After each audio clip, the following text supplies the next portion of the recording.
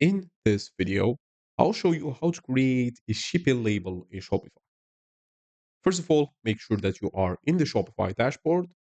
In the left side right here, we are going to be looking at Add Apps, and we are going to all be opening Shopify App Store.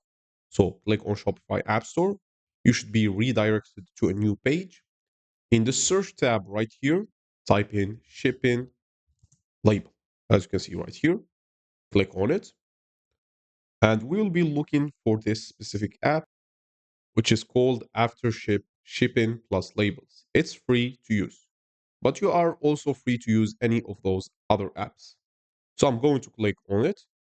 I'm going to click on install to install this app on my Shopify dashboard. And you should be redirected to another page. Click on install right here again. And then you should be redirected to a page that looks like this to create an account.